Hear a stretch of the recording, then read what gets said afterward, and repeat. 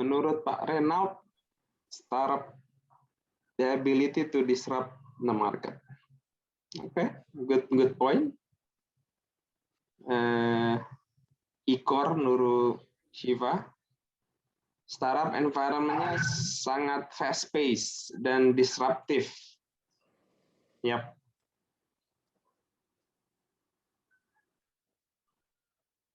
Menarik. Startup memiliki resiko.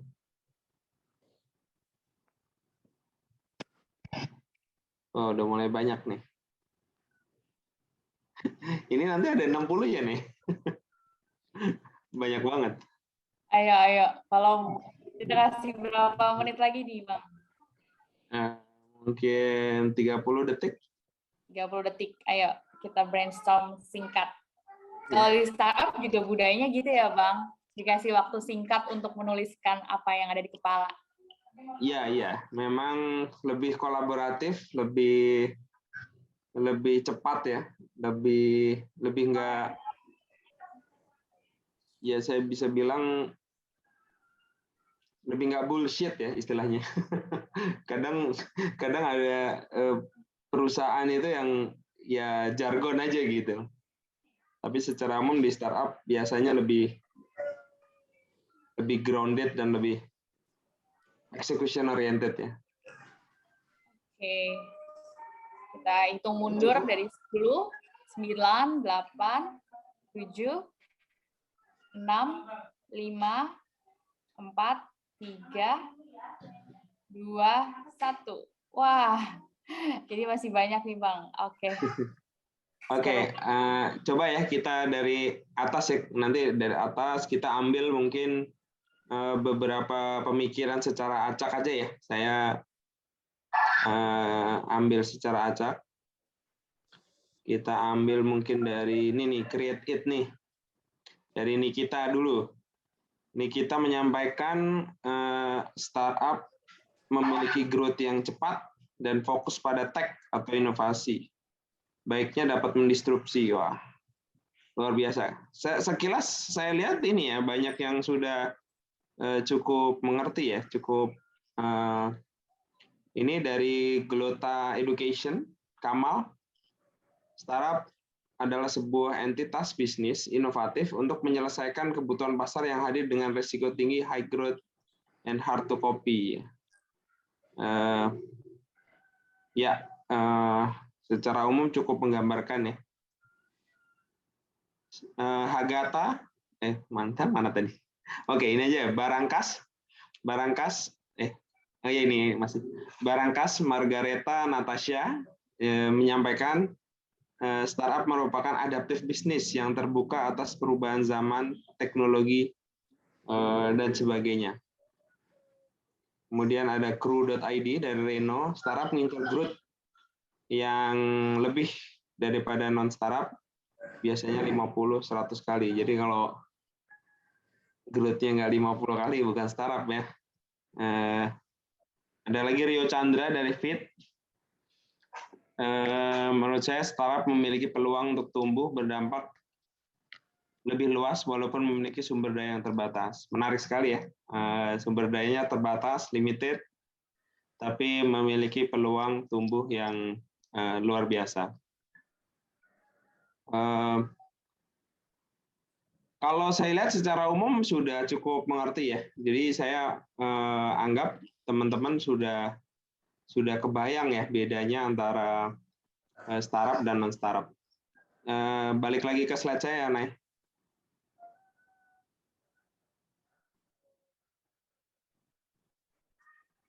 Ini langsung saya tumpuk aja, Nay. Halo?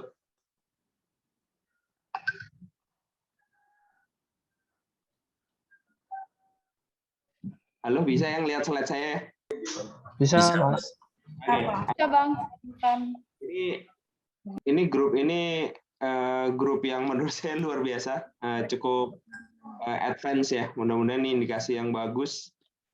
Teman-teman secara umum sudah mengerti, karena banyak yang tidak mengerti perbedaan antara startup dan non-startup, dan ketidakmengertian ini membuat mindset-nya itu nanti ketika mengelola startup itu memang sangat berbeda ya. Karena contoh, startup itu tidak akan bisa mendapatkan pendanaan dari bank gitu. Ini contoh aja. Kalau teman-teman bikin startup mendapatkan pendanaan dari bank, ya nggak akan bisa gitu.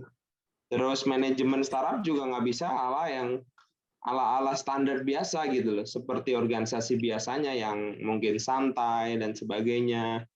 Harus selalu bereksperimen, harus selalu mencari sumber pertumbuhan supaya startupnya itu growth-nya maksimal dan selalu memang harus inovatif.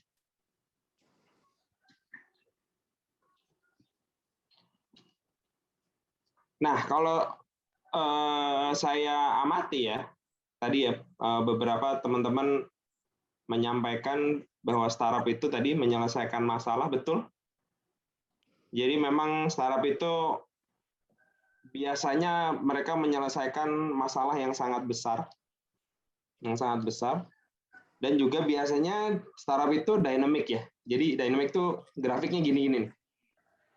Kadang berhasil, kadang sesuatu yang kamu temukan itu sesuatu keberhasilan, tapi keberhasilan itu 6 bulan lagi belum tentu keberhasilan karena sifat industrinya yang sangat dynamic ya. Jadi ya kita lihat aja dulu, kita ingat Yahoo Messenger ya. Dulu zaman saya itu Yahoo Messenger tiba-tiba didisrupt sama WhatsApp. Kemudian kita ingat Nokia ya. Nokia didisrupt sama Android atau iOS, iPhone. Banyak sekali contoh-contoh seperti itu. Jadi industrinya tuh memang dynamic atau saya istilahkan high growth, tapi juga di situ juga high risk ya. Tadi ya disruption ya, lebih disruptif dalam arti karena dia, saya tambahin status quo. Kenapa? Karena perusahaan-perusahaan startup itu memang mesti mendisrupt status quo atau existing condition yang udah nyaman atau mungkin obsolete, didisrupt, diganti gitu. Nah, nanti di sebelah kanan ini non startup itu nanti dia malah yang didisrupt biasanya. Ya. Nah, biasanya fokusnya lebih juga kreatif ya. Inovatif, kreatif. Kalau teman-teman baca arti inovasi itu kan melakukan sesuatu yang baru, tapi juga tidak hanya baru, tapi impactful ya.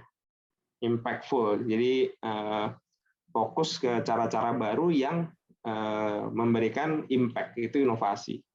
Dan juga biasanya sangat hard to copy. Kalau easy to copy bukan startup. Nah, sekarang kita lihat not startup ya. Kalau teman-teman bekerja di sebuah ya perusahaan yang steady gitu kan, biasanya problemnya simpel biasanya, atau semuanya sudah tersistem ya, tertata gitu. Teman-teman kalau kerja di corporate atau bekerja di sebuah perusahaan biasanya secara sistem sudah tertata. Teman-teman tidak akan menemukan kesulitan dalam merangkai sistem atau membuat sesuatu gitu, karena di sana bahkan teman-teman akan di training, oh caranya begini. Kalau di startup nggak akan di training. Teman-teman kayak diceburin di dalam sebuah atau cemplungin ke hutan, disuruh nyari jalan sendiri gitu. Disitulah nanti akan menemukan jalan baru gitu. Jadi problem di startup itu lebih tough, lebih end to end biasanya dibanding dengan not startup. Nah, kalau not startup juga stable ya. Biasanya lebih stable. Kalau teman-teman nanti merasa meran startup tapi kondisinya stable, atau ya stable itu apa ya? Stable itu yang gitu-gitu aja lah ya, kondisinya statis gitu, termasuk dari sisi growth, terus termasuk dari sisi contoh gini, kaitannya dengan leadership ya. Kalau teman-teman setiap tahun merasa melakukan hal yang sama di startup, ada yang salah biasanya. Dulu waktu saya ngelit Bukalapak, hampir setiap tahun itu saya merasa saya itu menjadi orang yang berbeda. Kenapa? Karena masalah yang saya hadapi tahun lalu dengan tahun ini itu sangat-sangat berbeda gitu. Kalau masalah tahun lalu misalkan tahun 2010 itu lebih banyak masalah bagaimana to get ya new customer ya. Awal-awal bagaimana saya sebagai individu, karena waktu itu timnya founder aja, bagaimana saya sebagai individu itu disiplin mengeksekusi challenge-challenge yang ada di depan saya. Nah, tahun kedua saya memiliki tim. Nah, saya harus mendelegasikan pekerjaan saya untuk supaya saya juga bisa memikirkan hal-hal lain. Yang tadinya harus mikirin satu hal, tahun kedua mikirin hal yang lebih banyak. Tahun ketiga, mikirin lebih banyak lagi, yang tadinya mungkin mikirin 5 hal atau 10 hal, tiba-tiba mikirin 50 hal gitu. Lebih ini lagi, dan juga challenge-nya lain, mungkin lebih banyak memikirkan kompetisi, strategi dibanding dengan operasional gitu. Nah, ini contoh bagaimana startup itu mesti dynamic. Teman-teman harus setiap tahun itu mengerjakan sesuatu yang berbeda, tapi lebih naik ya, lebih naik kelas ya, bukan berbeda dalam arti turun gitu. Gitu. Jadi kalau not startup lebih stable biasanya. Nah, ini yang saya bilang tadi. Not startup biasanya status quo. Status quo itu apa ya? Status quo itu biasanya sudah ada di mana-mana. Orang sudah mengadop teknologi tersebut, orang sudah, ya contoh misalkan sekarang Gojek atau WhatsApp gitu, Messenger, ya mikirnya jangan bikin kopiannya Messenger, tapi bagaimana mendisrupt Messenger, bagaimana mendisrupt Gojek, jangan menyamai Gojek. Kenapa? Karena Gojek itu status quo itu sudah diadopsi oleh mass market gitu, udah banyak dipakai gitu, seperti itu. Nah, non startup biasanya sangat fokus di aset ya. Aset itu dalam arti mereka itu sangat concern sama aset-aset mereka atau material atau sifatnya apa ya? Biasanya mereka itu sangat aset heavy ya. Contoh kalau perusahaan-perusahaan yang teman-teman lihat kan perusahaan pertanian gitu kan, yang asetnya tanah gitu. Mereka fokusnya itu kayak menjaga gimana aset ini supaya efektif. Nah, kata-katanya tuh kata-kata efektif. Nah, mereka akan lebih banyak menggunakan keyword efektif daripada kalau innovation itu, kalau efektif itu kan optimize ke dalam ya. Kalau innovation itu optimize-nya keluar. Ada ide baru nggak yang mungkin unik tapi relevan dipakai oleh banyak orang gitu. Jadi innovation itu lebih value creation. Kalau physical atau aset fokus atau not startup biasanya lebih value optimizer. Ya, beda ya. Menciptakan value baru dan mengoptimize value yang ada itu sangat berbeda pendekatannya. Nah, nanti ini akan mengaruh ke gaya leadership teman-teman semua nih. Gitu.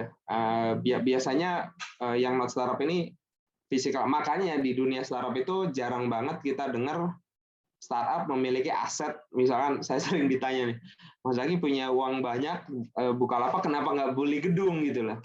Sebenarnya itu sangat tidak umum ya. Startup itu memiliki gedung, memiliki tanah, memiliki aset gitu. Startup biasanya sangat aset light supaya apa? Supaya fokusnya ke brainware atau inovasi, culture inovatif lah ya. Bukan kenapa? Karena kalau punya gedung nanti jadinya fokusnya ke ya gimana maintain aset itu gitu. Jadinya misfokus gitu. Kira-kira itu. Nah, efek dari semua ini 4 poin di atas itu biasanya kalau not startup easy to copy, yang startup ini karena inovatif dan mainnya di level tadi yang saya bilang brandware dibanding dengan hardware, itu biasanya lebih susah ke copy, susah di copy biasanya, gitu. Karena memang kreativitas itu sulit di copy ya. Contoh misalkan teman-teman punya ya kayak Bukalapak atau Gojek itu punya ratusan juta user, itu datanya kan sudah ada di situ ya, sehingga data itu bisa dikelola untuk customer mendapatkan experience yang lebih baik lagi gitu. Jadinya ngunci gitu, atau istilahnya login, customer-nya tuh udah kayak ke-lock di situ sehingga hard to copy gitu. Tapi kalau contoh lawannya Gojek itu dulu seingat saya Bluebird kan punya aset ya. Dia akan lebih fokus mengoptimize asetnya. Begitulah. Jadi dia tidak mengoptimize datanya, tidak mengoptimize brandware-nya, atau misalkan dia nggak sempat tuh menganalisa insight user ini maunya apa lagi sih gitu loh, selain naik Bluebird gitu loh. Dia akan lebih fokus ke mobilnya rusak nggak ya hari ini, yang rusak berapa dia akan benerin, oh mobilnya kotor dia akan iniin. Jadi it's completely different focus, not jadi kalau startup sekali lagi lebih inovatif fokus, yang not startup lebih biasanya physical. Nah, kebayang ya, secara umum kebayang ya, teman-teman ya. Dan ini akan sangat mempengaruhi ke leadership style teman-teman nanti. Nah, pertanyaan saya selanjutnya adalah,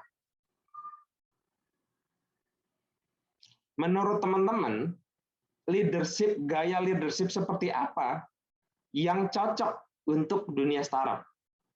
Nah, ini sekarang balik lagi ke form yang tadi ya. Silakan nih. Ini pertanyaan lanjutan saya ke teman-teman semua. Siap. Silakan diisi Padletnya ya. Jangan lupa formatnya.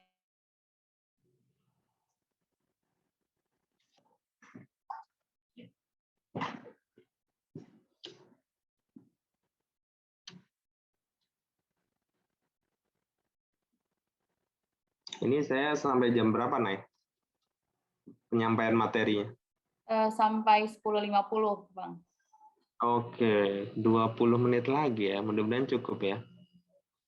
Transformational leadership dari speaking Arif Rahman, yang mau menerima saran dan kritik serta bekerja secara tim.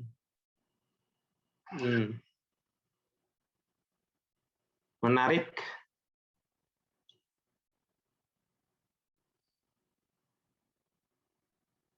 Agile, flexible, critical, kreatif, and kolaboratif.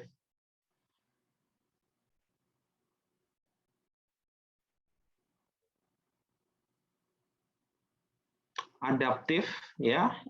I think the right keyword ya, adaptif ya. Siap belajar mengenai teknologi yang ada, dapat berkomunikasi. Fearless, inovatif dari Akbar ya. Campusio, Hagata. Transformational leadership.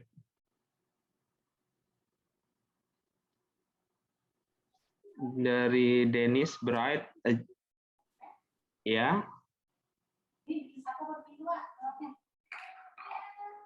Ayo ramein lagi jawabannya.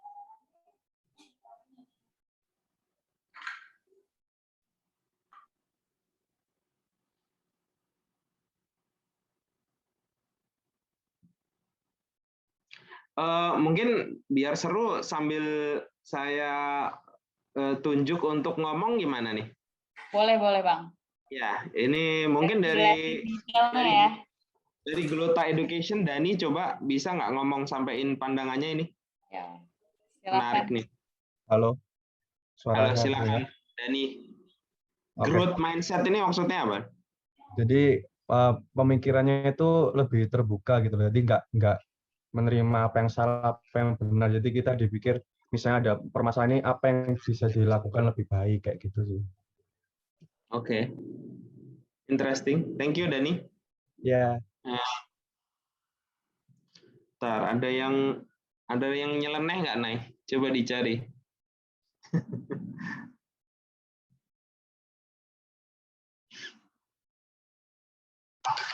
Servant leader, Jason Reynolds dari Fit ya. Coba sampaikan servant leader ini maksudnya seperti apa nih? Selamat pagi menjelang siang, Bang Ahmad Zaki. Oke, ya saya Jason. Maksudnya servant leader mungkin suatu kepemimpinan yang melayani. Jadi mungkin selama ini kita diperlihatkan oleh pemimpin atau bos itu dua hal yang berbeda. Jadi kalau bos di sini mungkin biasanya selalu meminta, selalu menyuruh, selalu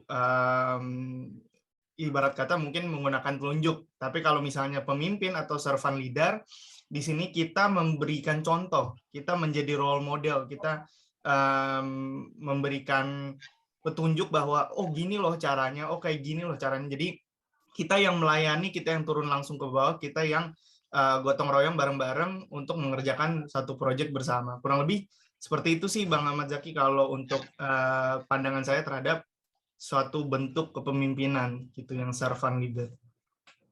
Oke, thank you ya. Selanjutnya Moski dari Nabil Raihan dari Moski. Paham apa tujuan yang dimiliki tim? Halo, ya Mas, terima kasih mungkin atas waktunya. Mungkin kadang ada beberapa startup founder yang dia tuh masih belum kebayang pengen jadi apa startup itu dalam 10 tahun yang akan datang. Soalnya saya pernah baca kalau misalnya startup itu, kita sebelum punya idenya, kita mesti paham dulu apakah 10 tahun yang akan datang ide ini bakal tetap ada atau tidak gitu Mas. Jadi tujuan sampai ke depan itu udah harus jelas dan kebayang dari awal Mas. Oke. Oke.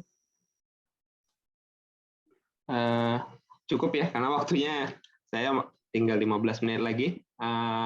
Saya balik ke next slide. Secara umum, sebagian besar benar, tapi saya akan meletakkan dalam konteks bahwa teman-teman itu nanti menjadi pemimpin itu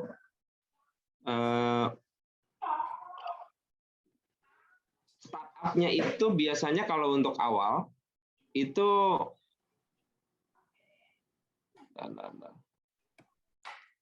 kelihatan ya nih? Kelihatan.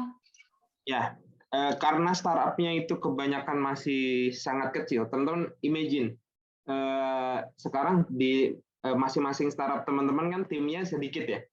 Bahkan cuma founder, benar nggak sih? Bahkan cuma founder gitu. Saya mungkin di sini lebih meletakkan dalam konteks itu, bahwa teman-teman timnya masih sedikit, bahkan isinya founder semua, ada mungkin yang sendiri mungkin ya, kayak gitu. Jadi saya lebih ingin menekankan pentingnya teman-teman menjadi pemimpin bagi diri sendiri dulu, bagi teman-teman nih, karena ini adalah fondasi sebelum memimpin nanti tim yang sangat banyak. Kebanyakan ini sih saya lihat kadang orang salah tangkap bahwa dikiranya mungkin dia pernah memimpin dulu ribuan orang, tapi begitu memimpin 3 orang atau memimpin dirinya sendiri, itu ternyata sangat sulit gitu. Salah satu contoh yang saya sering tekenin ke teman-teman founder adalah datang tepat waktu. Nah ini contoh nih, datang tepat waktu, jangan pernah telat. Terus kalau ada pekerjaan sekecil apapun, itu kalau bisa di-deliver on time. Jangan molor. Kayak gitu. Terus kemudian integrity ya jelas ya, walk the talk. Sering juga kita temui dia pemimpin yang hebat ketika ngomong di depan umum. Misalkan dia pernah memimpin di kampus, dia pernah memimpin ratusan orang, ketika ngomong itu benar-benar dia sangat meyakinkan, wah ini nih pemimpin nih. Tapi begitu menghadapi reality, dia harus memimpin dirinya sendiri, memimpin founder lain, misalnya dalam skop yang lebih kecil, ternyata itu berbeda sekali gitu. Kalau tim yang sangat kecil, biasanya itu sangat execution oriented ya teman-teman ya. Jadi teman-teman harus benar-benar hari ini ngerjain apa, checklist. Saya masih ingat tuh, saya bikin checklist harian. Hari ini ngerjain apa aja, misalkan ada 10 task. Jadi memang saya punya goal, misalkan 1 tahun akan jadi seperti ini. Tapi goal itu saya potong-potong menjadi bulanan. Terus dari bulanan saya potong lagi menjadi mingguan. Mingguan saya potong ke harian.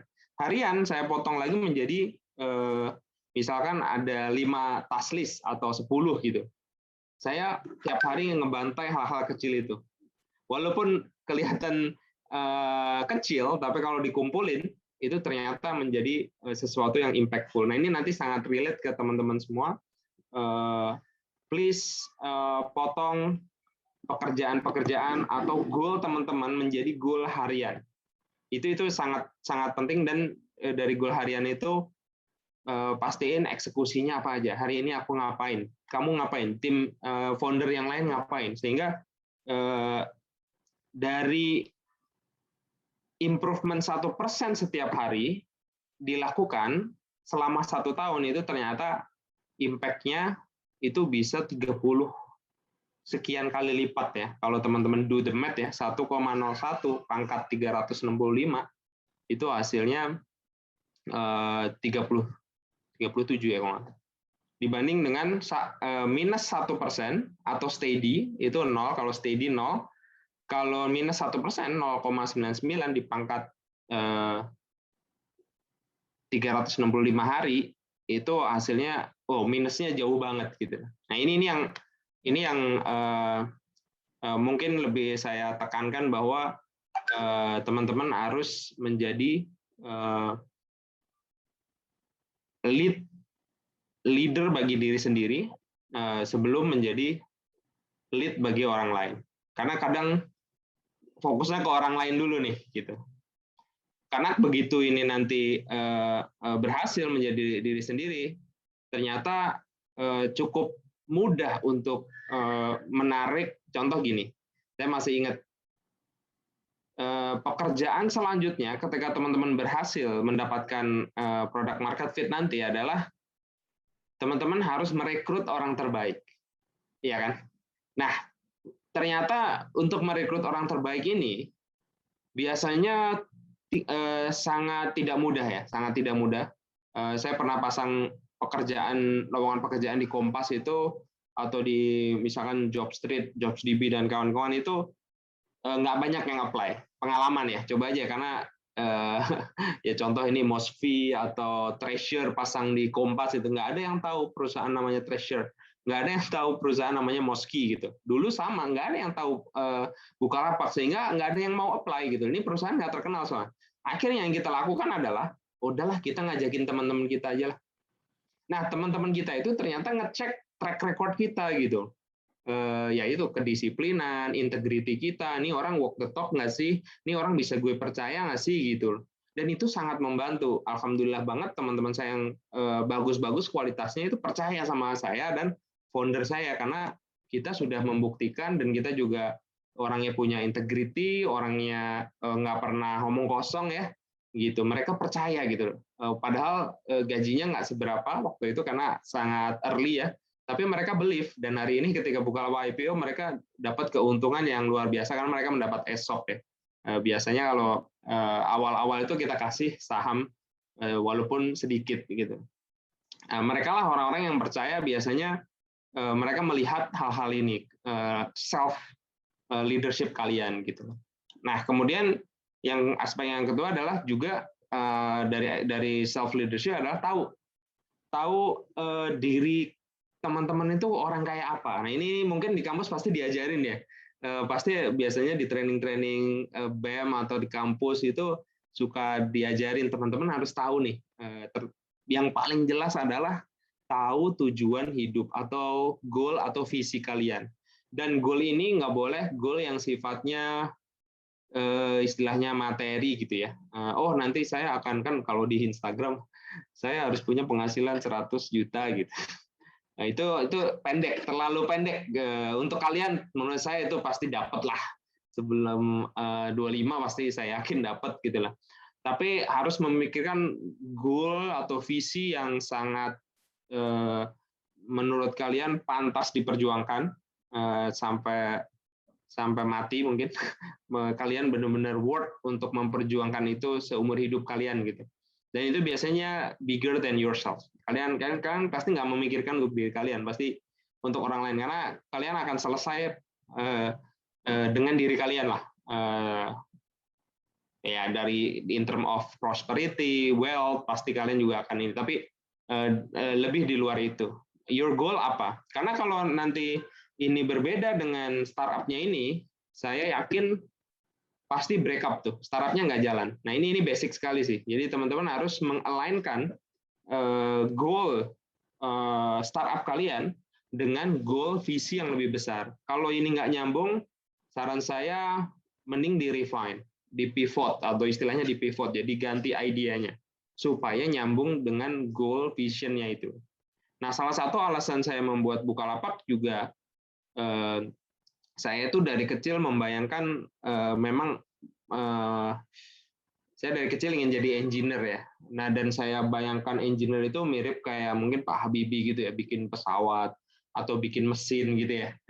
Dari kecil tuh. Jadi ketika kuliah juga someday saya pengen bikin sesuatu. Karena saya software engineer, mesinnya tentu mesin yang berbeda ya. Nggak mungkin bikin pesawat dong gitu. Karena terlalu jauh bidangnya gitu. Karena saya software engineer gitu. Nah, ketika saya belajar software engineer, saya memikirkan saya harus bikin mesin yang mungkin kalau Pak Habibie bikin pesawat itu kan bisa menerbangkan orang, membantu orang moving ya dari tempat satu ke tempat yang lain gitu. Nah, saya mikir ada nggak ya bisa bikin mesin yang bisa membuat orang-orang itu prosper gitu, membuat orang-orang itu terbantu gitu. Nah, mikir terus dari kampus saya sering banget bikin software, bikin A gagal, bikin B gagal. Tujuannya sama, untuk mencapai visi jangka panjang itu. Bahkan saya sempat bekerja untuk belajar ya, sekali lagi belajar, terus saya pernah ke luar negeri kuliah untuk belajar. Jadi semua yang saya lakukan itu nyambung ke visi. Nah, sampailah saya ngerjain Bukalapak. Bukalapak itu kan mesin juga, dan orang bisa jualan di situ kan. Jadi mesin untuk jualan lah gitu. Untuk jualan. Dan alhamdulillahnya berhasil, dan salah satu yang menurut saya membuat Bukalapak berhasil adalah ya visi ini. Bukalapak itu pernah mengalami kondisi di mana kami itu tidak memiliki uang sama sekali. Itu tahun 2000, akhir 2010 ya. Jadi saya mulai awal 2010, mulainya juga from nothing. Kami berdua coding, nggak dibayar. Coba bayangin, nggak ada salary, nggak ada jaminan bahwa Bukalapak itu akan sukses, tapi kita masih going on ya. Jadi kita itu hidup dari semangat diri kita. Nah, ini yang aku bilang, vision atau goal kalian, purpose kalian itu nanti yang menjadi energi dalam diri kalian. Dan ketika sesuatu itu berat banget, nah kan kita mungkin awalnya ketika nggak dibayar di awal ya masih semangat kan, masih mungkin belum terasa banget, tapi di bulan ke-10 sampai 12 itu kita mulai, kita ini ngapain ya, kok kayak nggak dapat apa-apa dari selama 10 bulan ini kok. Ya kadang orang mikir material juga ya, nanti masa depan kita gimana ya gitu. Nah, tapi balik lagi yang selalu nyelamatin goal sama visi ini, dan finally kita ngelanjutin for the sake of the goal of mission, dan ternyata itu waktu itu kita dapat pendanaan pertama 6 bulan setelahnya di pertengahan 2011. Nah, dari situ tuh wah iya bener nih. Jadi bayangin kalau kita nggak hanya memikirkan istilahnya materi gitu ya, pasti Bukalapak udah nggak ada sih hari ini sih. Itu sih, itu pentingnya kamu tahu goal, visi diri kamu, dan itu sangat deep in your heart. Dan startup ini seperti pengejawantahan dari goal vision kamu itu tadi gitu. Nah, kedua your belief juga ya. Ini lebih ke value kamu itu cocok nggak sih sama dengan dunia startup? Kalau misalkan nggak cocok ya jangan menurut saya, karena nanti akan banyak benturan ya. Contoh value-nya itu ternyata lebih pengen steady, lebih pengen ya kalau steady menurut saya tidak cocok di dunia startup, karena startup memang naik turun ya. Yang ketiga, unique strength kalian apa? Kalian harus petakan. Kalau bisa menggunakan unique strength kalian itu dalam membuat startup. Contoh, kalau kamu misalkan PhD di bidang AI gitu, terus kamu bikinnya hal lain di luar AI gitu, atau di luar misalkan bikin kamu jadi petani gitu misalkan, kan jauh banget ya, sayang gitu loh. Padahal kamu PhD di bidang artificial intelligence itu sangat jarang di Indonesia, mungkin hanya segelintir orang yang punya PhD itu. kalau bisa dimanfaatin. Ya, teman-teman juga misalkan pernah ngadain research tentang misalkan tentang biogenetic or something gitu terhadap suatu binatang tertentu gitu. Nah, siapa tahu di situ ada unique strength kalian yang kalian bisa explore, sehingga ketika ngembangin startup tuh memang harus seperti udah ada strength sebelumnya, bikin startup tuh kayak ya nyambung, connect, kalau istilah Steve Jobs, connecting the dot aja gitu. Connecting the dot. Jadi lebih biasanya sih seperti itu ya, berawal dari unique strength, terus bikin startup tersebut. Nah, kalau recommended book untuk personal atau self leadership ini, saya dulu yang cukup mengubah itu 7 Habits of Highly Effective People. Teman-teman bisa cari tuh, ada 7 kebiasaan bagus yang menurut saya harus selesai dulu ya, diri sendiri. Nanti akan ada pembahasan lain mengenai leadership yang lebih grand ya, lebih luas ya. Tapi di sini saya ingin menekankan pentingnya personal leadership, dan juga self leadership ini juga tadi ya, mengenai saya juga nekenin untuk fokus ke intrinsic value. Kenapa? Karena startup ini lebih maraton. Teman-teman kalau achieve goal itu pasti lebih maraton ya, lebih efektif sih menurut saya sih, karena harus ngambil goal gedenya instead of goal kecilnya, karena goal-goal kecil ini bisa dynamic nih, teman-teman bisa ubah, oh rutenya ternyata nggak ke sini, rutenya ke sini gitu, lebih agile tadi ya, lebih agile, lebih fleksibel, tapi goal besarnya itu masih sama, dan itu biasanya di drive sama intrinsic value. Intrinsic value ini apa? Interesting work tadi ya, pembelajar ya, tadi ada leadership itu orangnya terbuka belajar, itu sebenarnya dia senang tuh untuk belajar, lebih senang belajar daripada misalkan ya uang senang juga sih, tapi kalau bisa ada belajarnya lebih banyak, mungkin dengan lower salary aku it's okay deh gitu, asal belajarnya banyak. Nah ini nih biasanya keputusan-keputusan itu yang sangat penting. Saya masih ingat co-founder saya namanya Mas Fajrin, dia pernah kerja di BCG. Nah ini juga salah satu keputusan terbesar dia tuh. Waktu saya bikin Bukalapak, dia bekerja di BCG. Dia itu setelah 1-2 tahun kerja di BCG, tiba-tiba ngontak saya, Zak, saya pengen masuk Bukalapak. Padahal Bukalapak tuh belum ada apa-apanya, belum dapat funding waktu itu. Fajrin ngontak saya itu bulan Maret. Jadi belum dapat funding loh. Tapi Fajrin ini udah yakin banget, aku kayaknya ini nih, pengen join Bukalapak nih. Kenapa Fajrin gitu? Kata dia, saya merasa kerja di BCG itu kayak bagian kecil gitu loh. Semua sistem sudah tertata, dan saya merasa nggak belajar banyak. Wah, kalau di Bukalapak saya pasti ngaruh banget sih keberadaan saya, karena kita cuma 3 orang gitu loh, tambah kan udah 2, tambah Fajrin 3. Nah, pasti kehadiran Fajrin itu akan ngaruh, dan dia akan ter-challenge gitu loh dengan tantangan itu.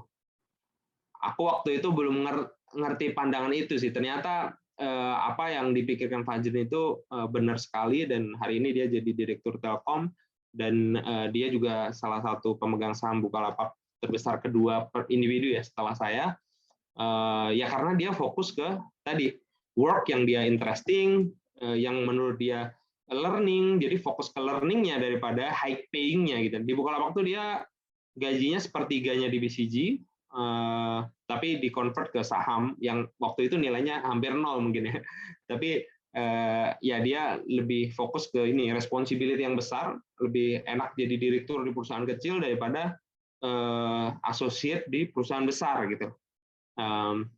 Itu dibanding dengan extrinsic value itu apa? High paying, job security, power, status, luxury stuff ya. Tentu 2 hal ini bukan 1-0 ya, teman-teman bisa mix, tapi jangan sampai berat ke extrinsic gitu sih. My opinion. Oke, karena waktunya mepet, mungkin ini nggak usah dijawab deh, aku langsung aja. Nah, sekarang kita ngomongin tim. Kalau tadi lebih banyak individu ya, lebih banyak ke teman-teman, fokus ke diri teman-teman sendiri, yang mana itu pasti akan ngaruh ke performance tim juga nanti. Karena kalau individunya weak, individu yang nggak bagus, timnya pasti nggak bagus tuh. Jadi individu ini dikelarin dulu. Nah, kalau udah kelar, kita ngomongin tim. Layer kedua nih, kita ngomongin tim. Karena kalau individu udah bagus, timnya jelek juga nggak bagus. Jadi harus individu bagus, teamwork-nya juga bagus. Nah, sekarang apa sih yang membuat great teams itu gitu loh? Apa komponen-komponennya gitu. Nah, yang saya amati komponen-komponennya itu yang pertama itu diverse. Jadi tim itu harus diverse ya, atau complementary. Seringnya dulu mungkin ini bias juga ya. Saya, Fajrin dan Sinuk itu di kampus itu bukanlah satu geng, by the way. Kita bertiga itu bukan satu geng. Kenapa? Karena satu geng itu biasanya looks alike, benar nggak sih? Misalnya saya punya geng A, biasanya orangnya mirip-mirip tuh. Orangnya mirip-mirip, maksudnya misalkan engineer semua gitu, gamer semua gitu kan. Mirip-mirip, hobinya mirip-mirip, orang sport semua, orang yang dugem semua, ngaji semua gitu kan, satu geng ya. Tapi saya dan Sinuk dan Fajrin itu ini untuk menggambarkan bagaimana kami itu bertiga diverse gitu. Saya dan Sinuk itu walaupun teman SMA sama kuliah, kita itu tidak pernah ngumpul satu geng. Intinya nggak cocok banget deh. Sinuk ini sangat sistemik, sangat kaku orangnya ya. Kalau Fajrin itu orangnya sangat akademik gitu ya, orangnya lurus banget, pokoknya 1 + 1 2 gitu loh. Kalau saya orang yang nyeleneh, jadi kita bertiga beda banget, dan itu yang membuat lebih menarik ya, menarik banget. Jadi ketika discuss, ketika ada idea, saya selalu di challenge gitu loh. Dan ketika Fajrin juga ada idea, aku juga men-challenge. Kita bertiga itu punya perspektif yang berbeda, dan itu biasanya hampir terjadi di semua founder startup besar. Biasanya komplementari biasanya. Tidak hanya dari sisi role ya, tapi dari sisi value, karakter. Kalau role jelas, saya CEO, ini CTO ngurusin engineering, Fajrin CFO ngurusin finance, investor dan kawan-kawan. Ya, jadi poin pertama, diversity ini sangat penting untuk biar teman-teman nggak bias. Karena bias itu apa ya? Yakin bahwa pandangan saya itu terbaik gitu. Itu sangat di startup sangat anti ya. Kalau startup tuh punya pandangan justru malah nggak yakin. Kita harus tes, uji coba di market gitu. Eksperimental. Ketika dicoba gagal, kita keluarin hipotesis baru, coba lagi, gagal lagi, keluarin lagi hipotesis baru, ternyata benar. Oh, yang ini nih. Kadang yang nggak kita pikirkan seringnya berhasil. Saya sering banget ngalamin itu tuh. Saya itu termasuk, saya investor di Kita Bisa. Saya termasuk yang nggak yakin awalnya Kita Bisa ini akan besar. Nah, itu salah satu kesalahan saya. Tapi juga saya udah invest di Kita Bisa gitu. Saya pernah menerima manajemennya Gojek. Mereka present ke Bukalapak untuk invest, dan kami tolak. Karena saya nggak yakin tukang ojek bisa pakai smartphone. Waktu itu 2014. Dan itu salah satu kesalahan terbesar dalam karir saya. Saya tidak invest di Gojek, Bukalapak. Jadi sesuatu yang kita kadang counterintuitif itu malah kadang beneran gitu. Maksudnya bener gitu. Itu sih poinnya. Dan itu diversity sangat penting. Yang kedua itu pasti ya kompeten ya. Kompeten di bidangnya. Tadi udah selesai dengan dirinya, timnya. Kalau dia CTO ya dia belajar engineering yang baik, fokus ke engineering. Kalau CEO ya fokus belajar bisnis, communication skill, marketing mungkin gitu loh. Dan ini juga akan attract other talents. Jadi karena gini, teman-teman kalau teman-teman itu talent yang bagus, itu biasanya diikuti oleh talent bagus yang lain. Ya, itu behavior yang umum ya teman-teman ya. Jadi kita itu biasanya kerja ngikut orang yang menurut kita lebih pintar, benar nggak sih? Iya kan? Jadi kalau, waduh, si itu yang ranking 1 itu yang aku idolain, itu dia kerja di perusahaan A. Aku pengen deh belajar sama itu dia. Ya, biasanya kayak gitu biasanya. Gitu. Jarang banget ada orang yang, saya pengen kerja ini orang yang, dulunya misalkan kita punya image negatif lah.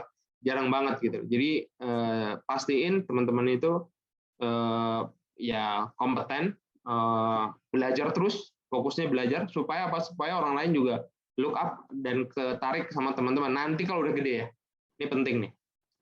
Nah, yang ketiga itu chemistry, value alignment. Walaupun complementary secara value, tapi juga ada value yang mengikat nih. harus ada value yang mengikat dan ada chemistry. Jadi kalau berantem itu nanti bukan sesuatu yang serius. Yang keempat, stok saham, pastiin teman-teman semua itu fair ya.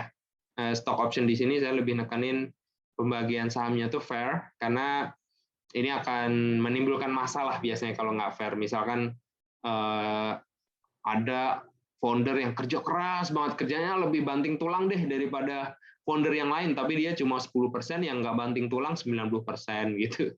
Kan kalau dalam tugas kelompok kan kita di kuliah pasti kebayang ya, orang yang kontributif itu yang ini, yang beli gorengan yang ini gitu. Yang beli gorengan mestinya sahamnya lebih sedikit tuh. Ada tuh orangnya gitu. Ya maksudnya gitu. Sangat harusnya fair berdasarkan value. Ya ini kalian nanti bisa discuss lah. Bahkan kalaupun sekarang nggak balance, saran saya bisa di-balance. Karena ini penting nih.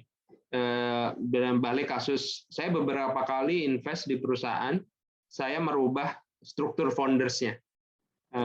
Termasuk kita bisa ya. Kita bisa itu dulu struktur foundernya gini.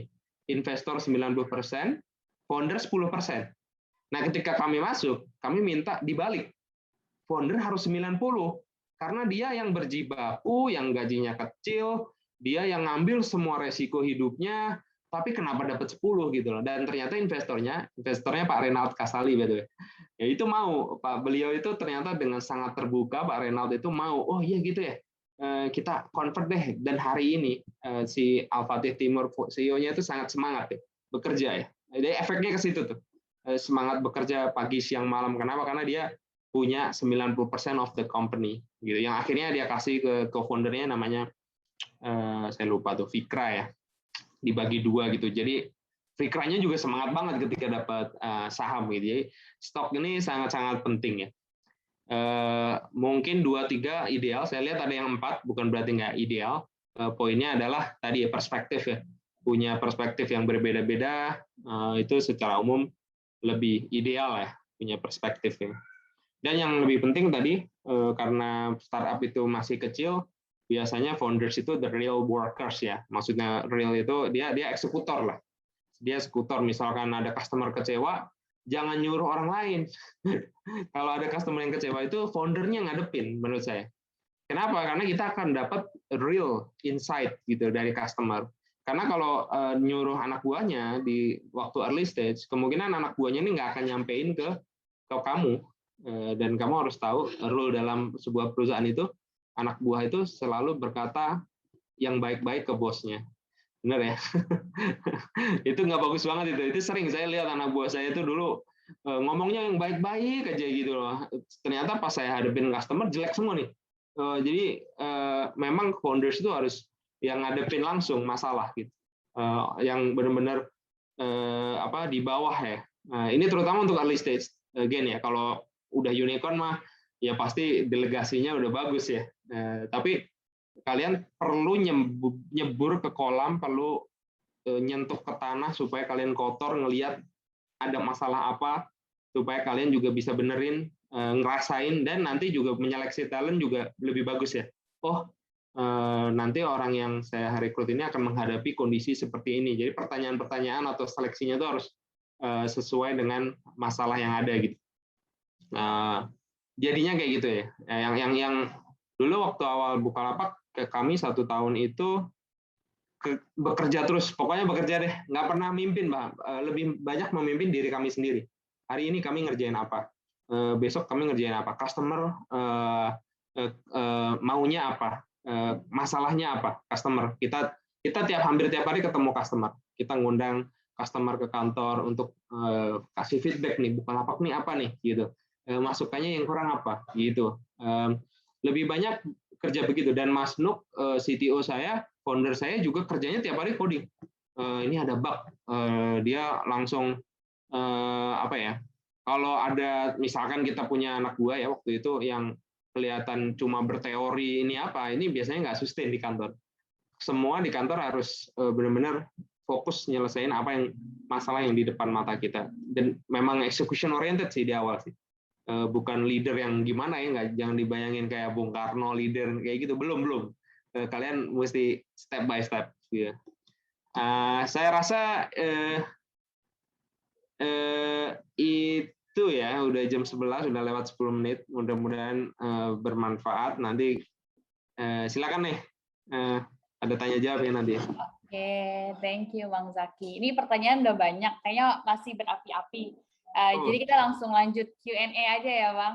Oh, lanjut, oke. Oke, kita ice breaking nanti deh. Atau ice breaking. Masih seru soalnya di pertanyaannya datang banyak Bang, takut keburu lupa kita. Takutnya ngantuk. Ini ngantuk semua nggak nih? Ngantuk nggak nih? Saya tanya nih. Mas, aman Mas. Semangat. Masih semangat. Sekarang susah ya bedain antara interesting sama enggak gitu susah karena nggak lihat langsung.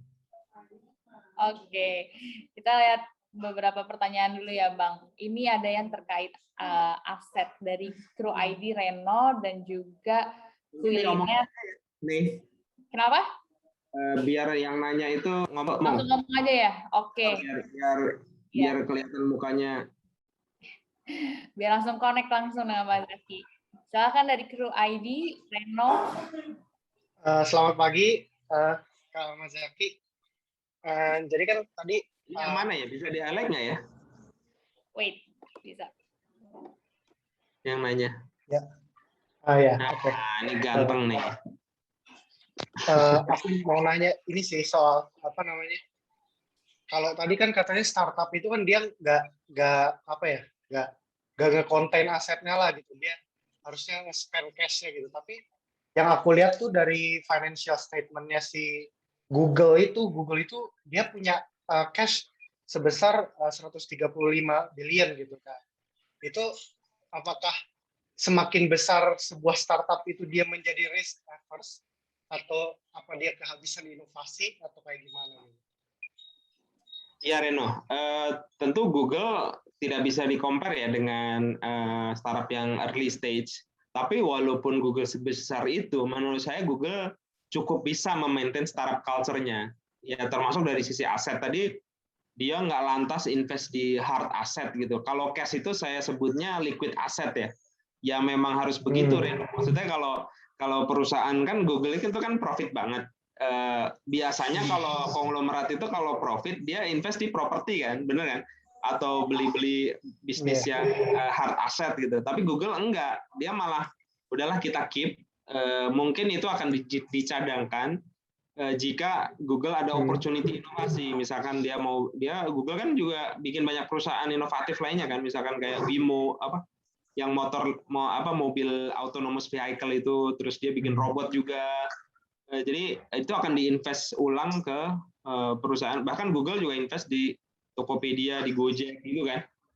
Itu tujuannya untuk tetap lurus di garis inovasi itu. Karena begitu dia aset heavy non liquid ya, non cash ya, yang saya sebut itu pasti movingnya akan lebih lambat tuh. Movingnya akan lebih lambat. Ketika perusahaan teknologi terus invest di hard asset itu dia akan lebih lambat pengalaman ya. Ya kita tahu lah Nokia kan lebih banyak fokus di hard asset. Nokia itu ternyata bukan perusahaan mobile doang. Dia tuh punya kalau nggak salah punya tambang lah atau apalah gitu. Bisnisnya banyak gitu. Sehingga malah lost fokus dibanding dengan Apple yang benar-benar fokus ke talent, inovasi. Apple kan nggak pernah punya bisnis yang aneh-aneh lainnya kan. Gitu ya. Oke, thank you, Kak. Thank you. Pertanyaan selanjutnya, aku akan pilih 3 pertanyaan dulu ya. Beberapa pertanyaan ada yang sebenarnya akan dijawab di sesi growth dengan Malcolm dan create product dengan Boris ya. Jadi aku spesifikin aja nih pertanyaannya. Ada dari Moski, Nabil Rehan. Mungkin bisa langsung tanyakan langsung. Oke, terima kasih Kak Nai. Mungkin sebelumnya aku pengen ini Mas Zaki, ngucapin selamat ulang tahun Mas Zaki. Ada. Ulang tahun kita sama Mas, 24 Agustus. Kok tahu sih? Wow, selamat ulang tahun. Soalnya waktu itu aku pernah iseng-iseng kan. Iya, makanya aku hafal. Tinggi. Mas. Jadi gini Mas yang pengen aku tanyain. Aku pernah baca di beberapa buku, salah satunya itu buku Zero to One. Di situ dituliskan kalau misalnya ketika kita pengen bikin inovasi baru, terutama di bidang startup, itu kita mesti punya ide yang kita tuh harus bisa menyelesaikan masalah yang ada saat ini 10 kali lebih baik daripada yang ada saat ini gitu kan. Betul, Nah, betul. tapi yang pengen aku tanyain itu, aku pernah juga baca di buku How to Build Bullion Dealer Up, di app itu tuh pernah ada kejadian waktu itu Snapchat pengen diakuisisi sama Facebook senilai 3 miliar US dollar, tapi sama Snapchat ditolak gitu. Nah, yang sekarang kejadian adalah si Facebook itu malah meniru fitur Snapchat itu, Mas.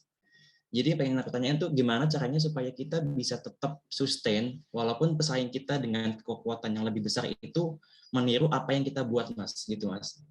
Kayak misalnya juga waktu itu kan kalau nggak salah e-wallet pertama di Indonesia itu Doku ya, Mas. Doku Ya, Wallet. ya, ya. Nah, tapi ketika GoPay masuk, Doku malah jadi lemah begitu, Mas. Jadi bagaimana caranya supaya kita tetap sustain? Oke, mungkin itu, Mas. Terima kasih, Mas. Oke, thank you Nabil dari Moski.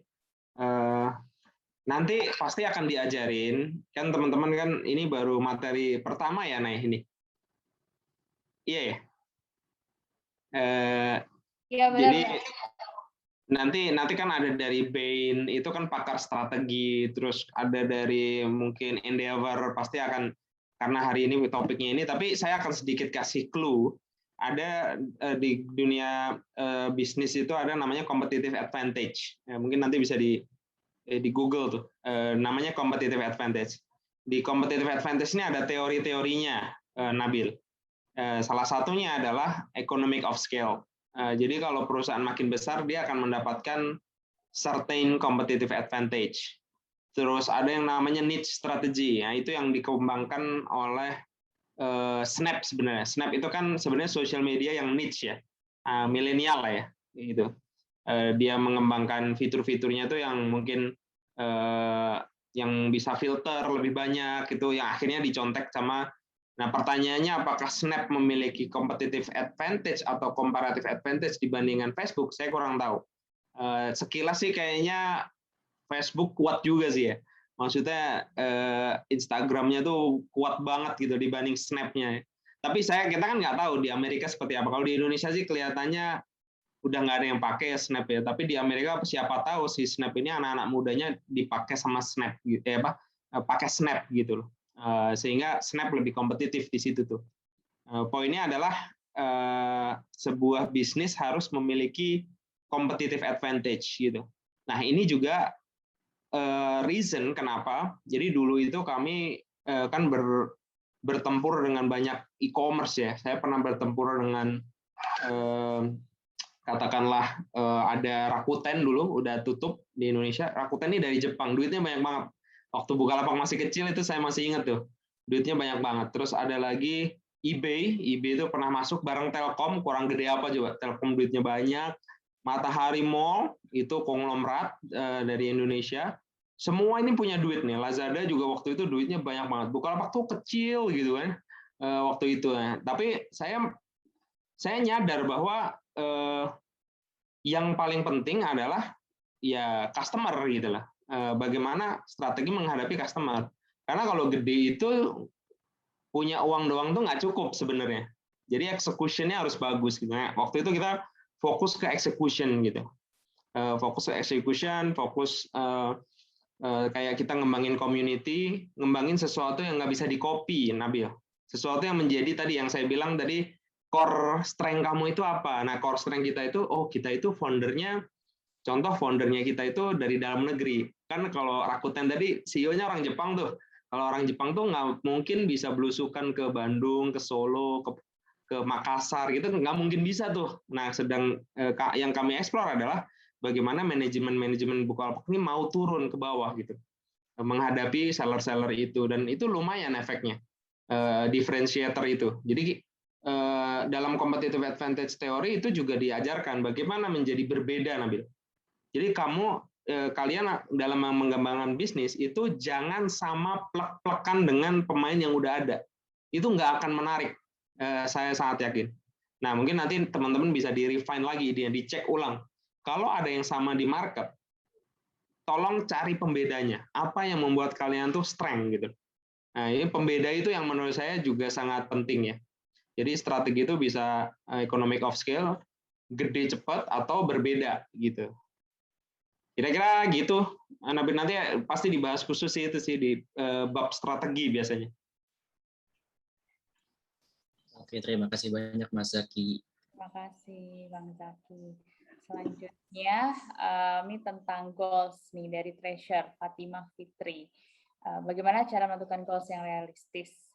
Mungkin bisa di unmute Fitri, langsung ngobrol sama Bang Zaki. Oke Kak, pagi Bang, nama saya Fitri.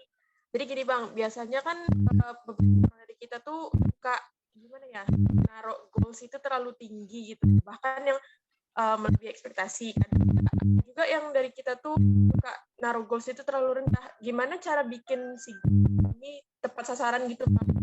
Kalau misalnya untuk breakdown-nya sendiri, kita harus bagi-bagi tuh per bulan, per hari gitu kan. Gimana cara emang sampai itu per harinya gitu Bang. Juga beberapa yang bisa maksudnya biasanya kita misalnya targetnya 5 satu hari gitu kan. Ternyata cuma bisa tercapai 3 aktivitas gitu yang bisa dicapai. Itu untuk yang 2 lagi itu harus dialihin ke hari selanjutnya atau gimana menurut Abang? Atau memang ditiadakan? Soalnya kadang emang gitu Bang, suka kayak apa sih kita bilangnya tuh sebenarnya bisa dicapai tapi kadang condition gitu kan yang bikin goals harian itu kadang nggak kecapai gitu Bang. Itu gimana? Oke, Fitri, thank you. Saya tadi kayaknya mic-nya agak putus-putus gitu nggak sih? Tapi nggak apa-apa.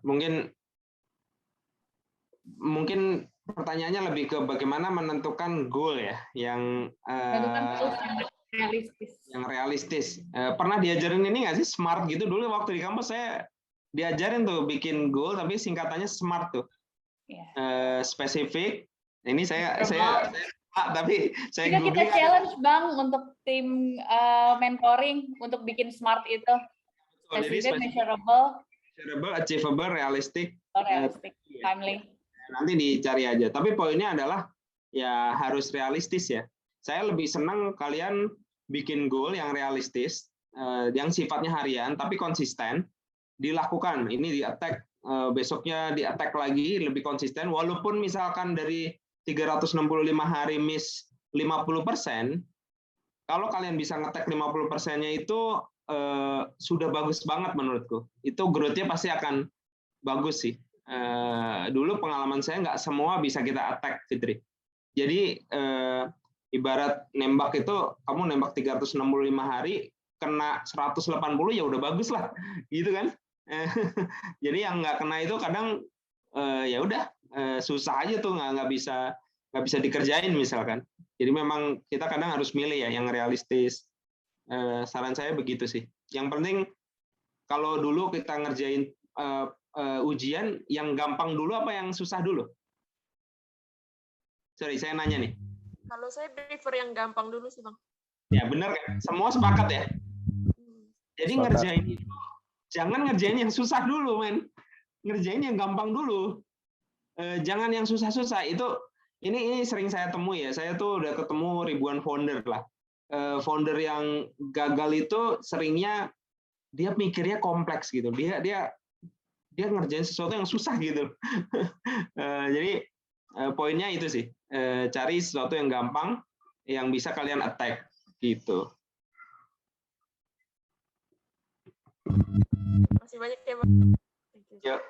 Terima kasih. Ini banyak pertanyaan. Aku pilih-pilih yang masih relevan ya. Beberapa lain pertanyaannya pasti dijawab di sesi growth, sesi strategi and innovation, and product ya Bang ya, terutama. Yeah. 3 itu bobot SKS yang besar, itu bisa langsung. Karena 8 pertemuan tuh masing-masing, jadi bakal intimate banget tuh. Iya. Masih panjang perjalanan. Masih panjang. Ini aku pilih yang tentang leadership dari Kantin Elvina, tentang decision maker. Elvina boleh unmute biar aku kasih spotlight. Halo. Halo. Kak Zaki dan Kanai dan teman-teman semuanya. Ya. Saya izin bertanya mengenai how to minimize operational error. karena semua tim di sini adalah calon the next startup founder. Dalam leadership sendiri terdapat decision making, dan dari decision making tersebut para founder itu dihadapkan dengan berbagai macam opsi untuk menjalankan strategi terbaik walaupun tetap ada nilai minus dan plusnya. Dari pertanyaan saya, how to minimize the risk tersebut, Pak? Risk error ya. Ya. Pertama harus disadari bahwa kegagalan itu pasti terjadi ya, keniscayaan ya. Jadi gini, teman-teman dalam dunia startup jangan berharap teman-teman perfect. Menurut saya itu nggak ada yang perfect sih, nggak akan ada. Pasti ada error, pasti ada. Nah, maksud saya menerima itu akan membuat teman-teman lebih pragmatik aja, nggak ideal. Kan ada nih, ada tipe orang itu yang sangat ideal gitu. Ideal itu apa? Nggak boleh ada error, pokoknya harus sempurna gitu. Kan ada ya, orang tua juga gitu ya, karena sekarang saya orang tua, ngelihat anak itu, wah ini anak harus harus bagus banget, terus kita jadi protect, jadi terlalu perhatian, jadi ini. Efeknya nggak bagus buat anak gitu loh. Tapi kalau kita lepas, udahlah, anak jadi apa aja gitu loh, boleh melakukan kesalahan, boleh kotor, silahkan. Malah bagus tau hasilnya. Ya, jadi sama, jadi kalian harus membuka diri kalian untuk kegagalan menurut saya. Jadi jangan terlalu idealistik, mungkin medium gitu, moderate gitu, enak tuh. Tetap berusaha yang terbaik, but if fail, you learn something gitu. Dari kegagalan itu kalian belajar gitu. Oh, ternyata rute ini gagal, aku nyoba rute yang lain. Oh, rute yang ini gagal lagi nih. Oh, yang ini nih lewat sini nih. Kan ini kayak kamu lagi naik gunung, tapi kamu nggak tahu jalannya. Kamu ngelihat aja kan setapak ini, oh ini ada 3 jalur, aku lewat sini. Oh ini gagal nih, balik lagi, lewat sini lagi gitu. Kira-kira kalau di startup itu nggak ada yang sering saya bilang tadi, bahkan saya sering menemui pendekatan yang counterintuitif, yang menurut kita nggak bagus, itu justru seringnya berhasil. Elvina, ini trust me or not sih, sering banget gitu saya nemuin. Yang tadi Gojek, terus kita bisa, terus Bukalapak itu kan kita juga eksperimen banyak ide ya. Saya bahkan mikirnya saking saya percayanya sama hukum itu, saya mikirnya ke tim saya gini, kalian ada ide apa, eksekusi aja, nggak usah saya validasi. Saya yakin ide kamu bagus, eksekusi aja, tapi dengan budget yang misalkan saya kasih budget dulu 100 juta, eksekusi dulu. Nanti kita lihat, kalau gagal nggak apa-apa, dan nanti laporan saya. Tapi kalau berhasil, kamu harus minta budget lebih besar ke saya untuk ditingkatin lagi gitu. Nah, itu aku sebar ke 10 orang, run di idea. Dari 10 itu, mungkin 5 udah pasti gagal, tapi 5-nya lagi berhasil. Terus naik ke tingkat selanjutnya, 3 gagal, 2 lagi berhasil. Terus ntar jadi 1 tuh. Salah satunya itu Mitra Bukalapak ya, itu project innovation contest kita dulu. Sekarang Mitra Bukalapak tuh 30%-nya bisnis Bukalapak. Jadi saya ngelempar ide 10 jadi 1 gitu. Yang gede banget ya gitu. Nah, nanti mindset teman-teman di tengah jalan mesti gitu. Coba berhasil, nanti semakin teman-teman bereksperimen, intuisi teman-teman makin jalan dan makin mantap tuh make decision gitu. Dan startupnya biasanya juga ikut growing. Gitu sih. Baik, terima kasih Pak Zaki. Thank you, Bang Zaki. Thank you, Elvina. Selanjutnya, ini ada pertanyaan menarik tentang CEO dari Fatwa Inna. Aku jadi penasaran juga, kalau tadi Bang Zaki soalnya pernah bilang kalau co-founder sebaiknya temenannya bukan yang segeng. Mungkin Fatwa Inna bisa muncul, unmute. Apakah suaraku terdengar jelas? Jelas. Oke. Halo, sebelumnya terima kasih Kak Zaki dan selamat ulang tahun. Aku mau bertanya, jadi bagaimana kita memperkuat role CEO di mana startup ini tuh berawal dari 2-3 orang founder dengan kekuatan yang hampir sama. Jadi terkadang tuh karena kita memiliki kekuatan yang sama, jadi tidak ada yang bisa menguatkan gitu. Nah itu bagaimana Kak untuk tipsnya?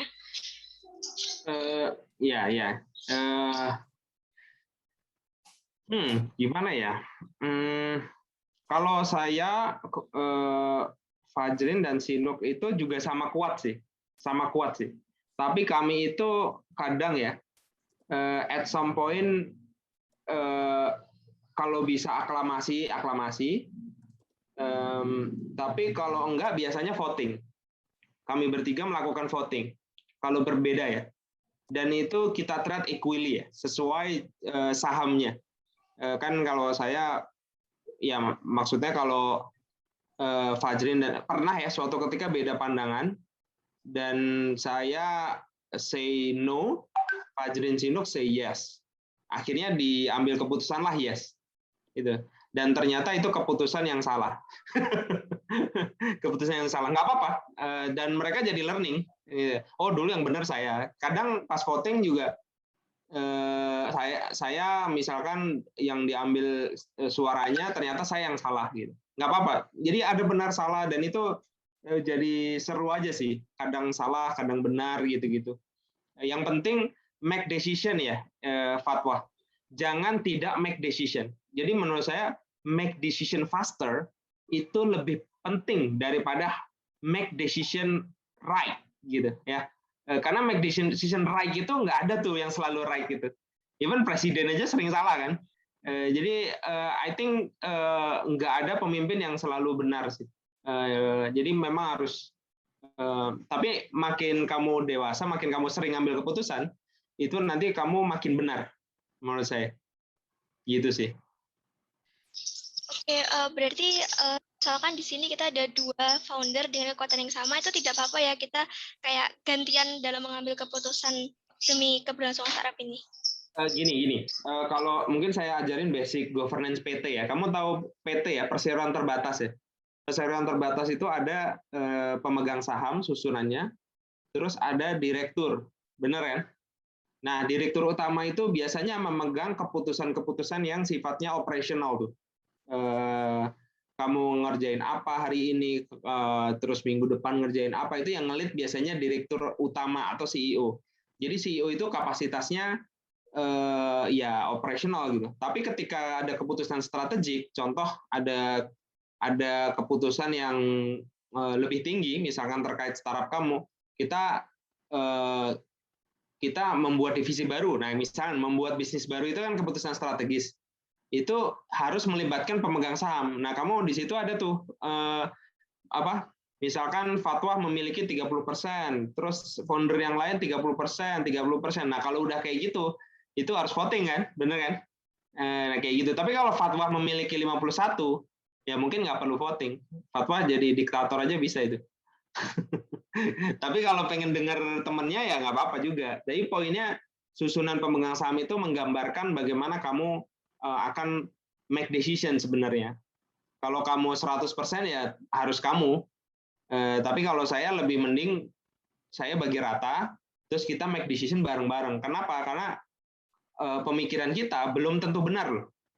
Benar ya? Pemikiran itu belum tentu benar. Jangan merasa pemikiran tuh kita itu paling benar menurut saya. Bisa jadi dia benar gitu. Jadi that's why ada peraturan pemegang saham itu tadi berdasarkan suara. Gitu sih. Ya, terima kasih banyak, Kak. Oke, thank you Mang Zaki dan Fatwa Ina. Seru ya, agak connect dengan yang tadi Elvina bahwa pemimpin tuh nggak harus selalu benar, presiden aja salah ya, karena semua manusia biasa. Ini seru banget dan aku seneng banget sama grup ini. Grup ini cukup advance ya. Saya berdoa teman-teman jadi orang-orang sukses someday. Amin. Oke, kayaknya cukup untuk Q&A. Kita mau kasih games dulu nih biar cair, biar nggak ngebul. Perempuan aja. Aku share dulu ya. Nanti bisa tulis jawabannya di kolom chat. Cepet-cepetan. Silakan. Oke, kita ice breaking dulu. Ready ya? Di kolom chatnya.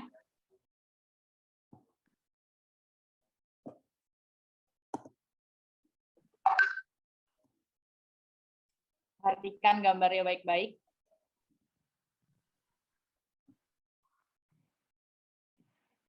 Ini pertanyaannya, silakan chatnya. Oh, siapa itu pertama?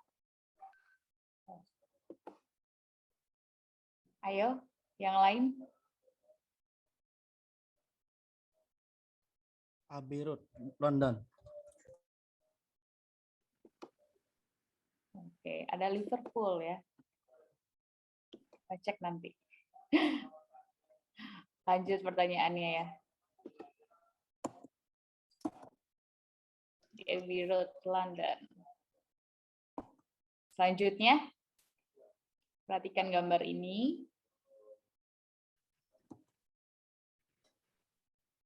Ayo, yang standby di sosmed pasti tahu nih. Kemarin rame jadi trending topik.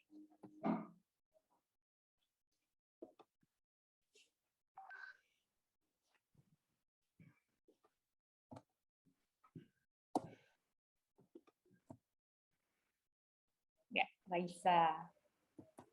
Selanjutnya, tentang vaksin. Jangan lupa yang belum vaksin, udah ada Pfizer dan Moderna.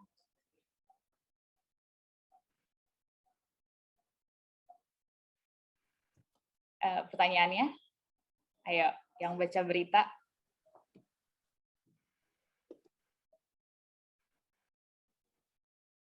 Sudah, Kak. Pada jawab vaksin ya. Oke, ada yang jawab benar nih. Keren.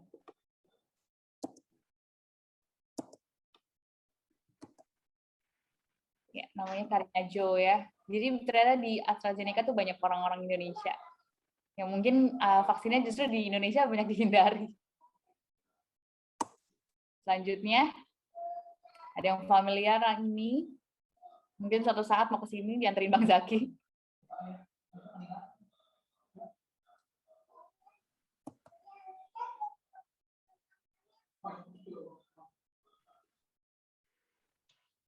Ya. Ya.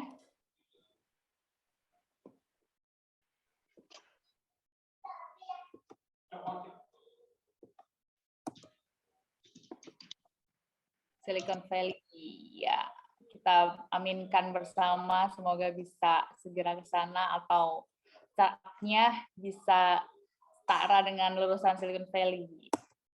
Selanjutnya ini kita tebak-tebakan logo startup, lucu-lucuan aja. Ada yang masih ingat atau pernah pakai?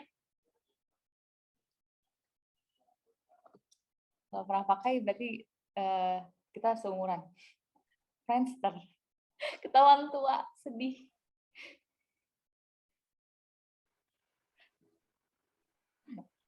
Semoga bukan hanya aku dan Bang Zaki yang tahu ini. Ya, aku aja nggak tahu nih apa nih. Bang Zaki nggak tahu. Kayaknya logonya berubah deh. Iya, logonya berubah ternyata. Saya nggak tahu ya, logo ini saya nggak tahu.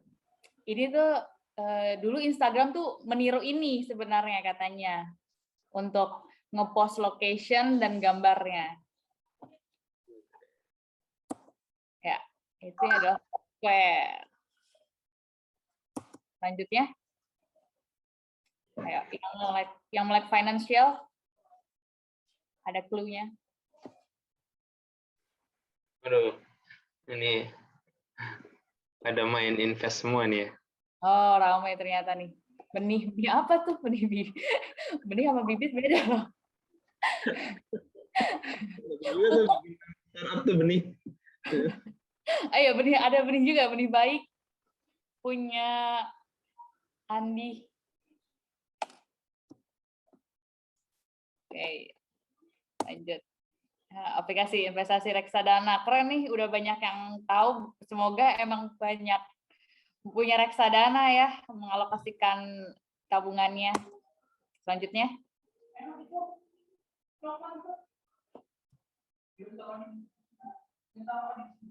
Wah, banyak yang tahu nih, pada pakai soalnya.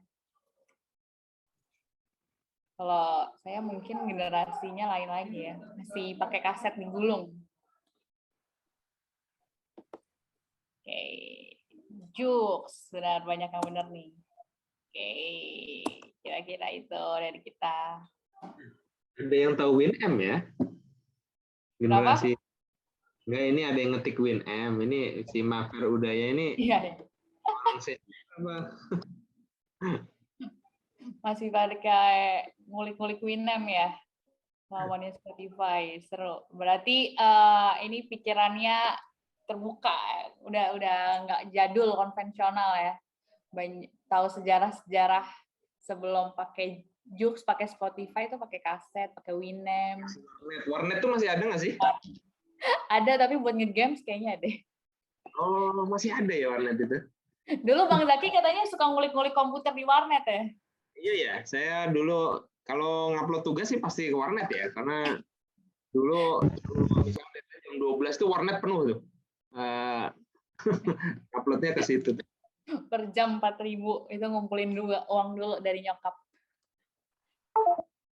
Oke, sekian nih ice breaking-nya seru. Selanjutnya nih masih ada setengah jam. Kita mau masukin teman-teman ke breakout room. Di breakout room akan ngapain ya kira-kira? Kita akan ada 10 breakout room, teman-teman masuk secara acak, jadi bukan timnya. Teman-teman diminta untuk cari insight dari sesi Bang Zaki tadi sekitar 3 hingga 4 kalimat gitu ya, bisa di breakdown insight apa, summary-nya atau reflection-nya, prompt reflection-nya yang bisa dibagikan. Kalau bisa yang unik, yang memang pikiran kalian nih bisa dikoneksikan dengan basic knowledge atau yang udah dipelajari di LMS sehingga bisa jadi refleksi bersama gitu. Kita kasih waktu 10 menit untuk di breakout room. Sekarang udah 11.34, jadi sampai 11.45 ya, aku lebihin semenit. Oke, kita mulai ya. Silahkan join.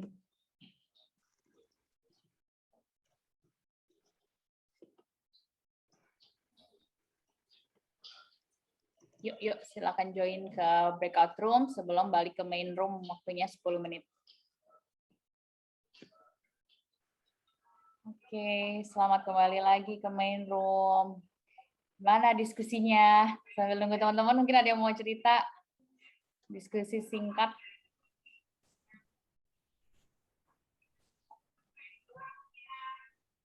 Rania dari Tyler mungkin mau cerita. Boleh, Kak.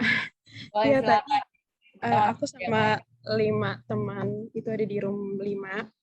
Ini jujur singkat banget tuh waktunya, nggak terasa karena tadi lagi masih asik kan sharingnya. Mungkin aku mau paparin sedikit dulu kali ya. Kurang lebihnya dari yang kurangkum, kita sama banyak banget sih dapat insight dari sesi ini bareng sama Bang Zaki. Itu dari mulai yang leadership gitu, dari mulai benerin diri sendiri gitu, memperbaiki diri sendiri baru untuk make a great team, terus abis itu juga mulai dan yakin pada diri sendiri, kemudian juga sebagai pemimpin gitu ya, sosok leader itu juga perlu untuk adaptif, kreatif, terus habis itu juga semua harus balance gitu untuk membangun startup ini gitu. Jadi nggak hanya berpatokan pada misalkan pada pembagian saham dalam tim gitu, tapi harus juga menerima kritik dan saran gitu untuk keberlanjutan dari gagasan idenya. Gitu sih, Kak.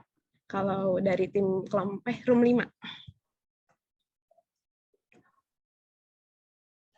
Yuk, Rania. Bang Zaki mungkin ada komen? Ada sih, lanjut dulu deh. Oke, ini dari room 5. Thank you, Rania. Udah pada balik lagi kan ke main room. Kita absen. Dari room 1 ada yang sharing? Silakan room 1. Halo, saya representatif dari room 1. Saudara Reza Radinka. Ini kedengaran suara saya? Halo? Kedengeran, Radinka ya? Iya, Reza. Reza Radinka, oke. Ya. Mungkin boleh nge-share tadi kita ngebahas apa aja. Sama-sama makasih atas kesempatannya. Makasih Pak untuk sesi hari ini. Tadi insight yang kita dapat sih so far lebih ke kalau startup tuh kan fokusnya di teknologi dan disruptif ya, seperti yang udah dibahas tadi juga. belum lagi dari foundernya harus adaptif sih kan, dan kreativitas tanpa batas untuk menghandle semua challenge yang ada di kedepannya, meskipun belum tentu semua langkah yang diambil adalah langkah yang benar. Dan yang penting juga sih kalau menurut saya personally ya, based on pembahasan tadi, kalau kreativitas itu sulit di copy sih. Menurut saya itu bagus banget. Untuk pembahasan room 1 tadi, Kak. Oke, thank you Reza. Untuk room 2 silakan. Terima kasih.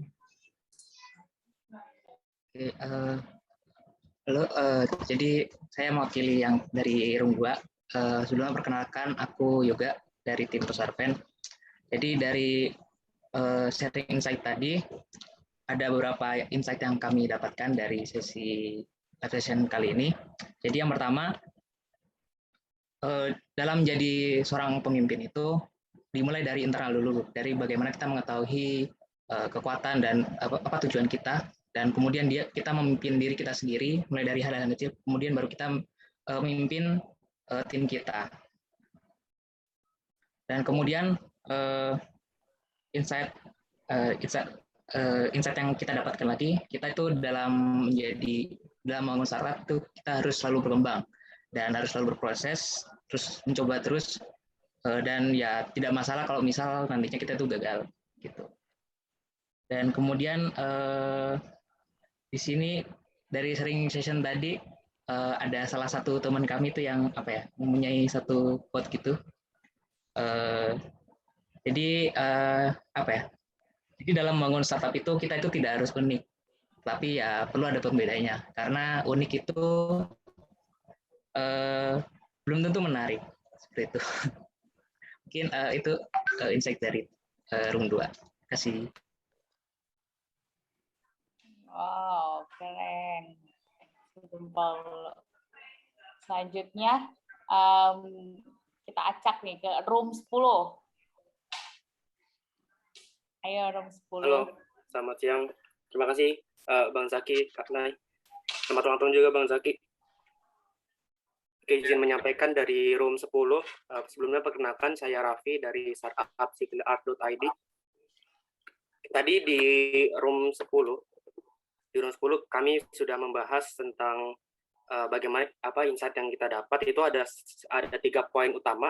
Yang pertama adalah tentang ciri khas dari startup itu sendiri, yaitu disrupt status quo. Itu ketika suatu market sudah nyaman di satu kondisi, maka startup itu harus bisa merubah kondisi tersebut, dan pastinya ini akan harus sulit untuk ditiru. Kayak gitu. Terus juga yang kedua terkait dengan tim. Diusahakan dalam sebuah tim itu dari background yang berbeda, sehingga kita punya sudut pandang yang berbeda-beda gitu, perspektif yang berbeda-beda. Jadi dari sudut pandang A gimana, dari B gimana. Jadi kita mungkin bisa lebih banyak alternatif solusi yang bisa diberikan kayak gitu. Sama satu lagi tentang bagaimana mengambil keputusan. Di awal mungkin kami berpikir kalau namanya keputusan itu ya harus benar kayak gitu kan.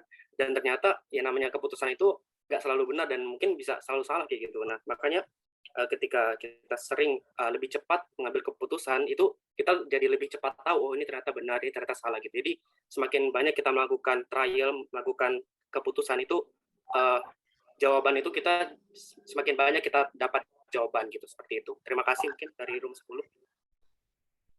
Oke, thank you Raffi. Seru-seru ya, ternyata insight-nya bisa berbeda, padahal sesinya sama ya Bang. Ya, luar biasa. Oke, selanjutnya 8. Ayo, room 8. Siapa? Izin, Kak. Ya. Oke. Perkenalkan, Bang Zaki, saya Abdullah Muhammad Al-Kamal, tadi dari room 8. Tadi yang kami bahas yang pertama adalah apakah kita harus nunggu baik dulu baru keluar gitu. Dan kami bersepakat bahwa menunggu baik itu akan sangat lama. Jadi kita lebih memilih untuk ya minimal kita udah ada pegangan untuk baik dan mengerti bagaimana cara baik. Kemudian kita bisa keluar, dan juga dengan growth mindset kita bisa lebih banyak belajar kepada orang lain. terutama startup ini kan tim. Nah, itu kan juga menambah nilai kita untuk belajar kepada orang lain. Dan yang kedua, kita sebagai startup juga harus bisa memahami banyak hal. Tapi berbeda, kemudian ada spesifikasi terhadap role, itu juga penting agar kita bisa lebih berkembang gitu, Kak.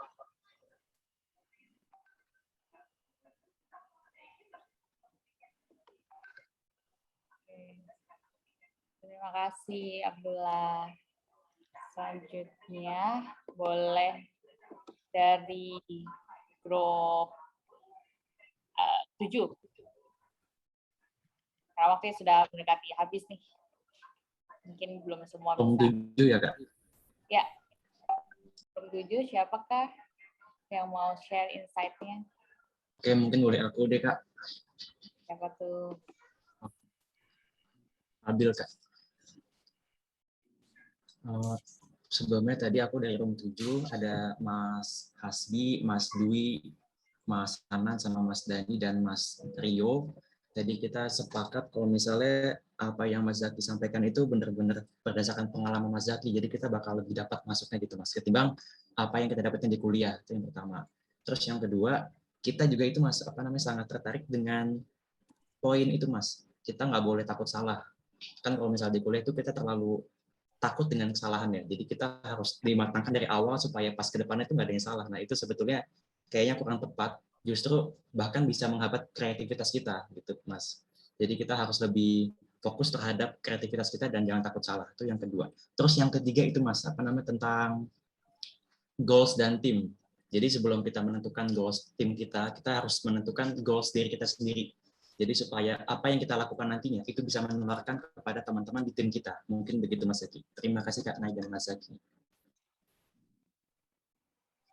Oke, thank you Nabil. Ya,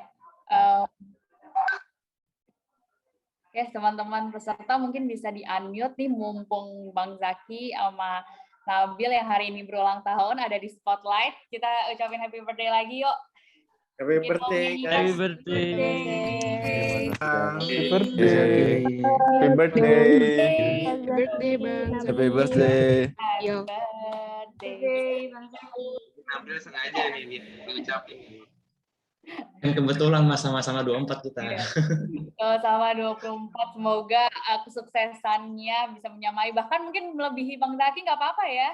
Melebihi. Jadi generasi kalian ini standarnya harus lebih tinggi dari generasi saya. Jadi kalau generasi saya bisa bikin 5 unicorn, kalau bisa 20 tuh. Ya, kalau kita cuma main lokal, kalian harus main global kalau bisa. Betul.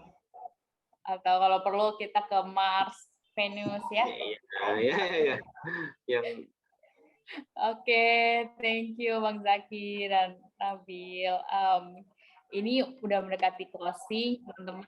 Mungkin dari Bang Zaki ada closing statement sebelum kita tutup sesi siang ini. Ya, dari saya tadi saya catat semua nih reviewnya, menarik ya. Saya terus terang sangat amazed dengan teman-teman semua. Justru budaya ya, perspektif baru inilah yang menurutku mesti kita lakukan ya di startup kalian juga. Mudah-mudahan teman-teman juga selalu tadi saya salut juga ya dengan keyword-keywordnya, malah lebih nendang tuh, jangan takut salah ya, jangan takut salah, terus keluar dulu lebih baik daripada menunggu baik. Itu ini kata-katanya puitis banget dan kena gitu loh menurut saya. Startup memang harus begitu, kita butuh lebih banyak anak-anak muda yang keluar dulu aja gitu loh. Terus ada lagi tadi, keputusan itu nggak selalu benar ya ternyata ya, dan itu tadi saya alami memang.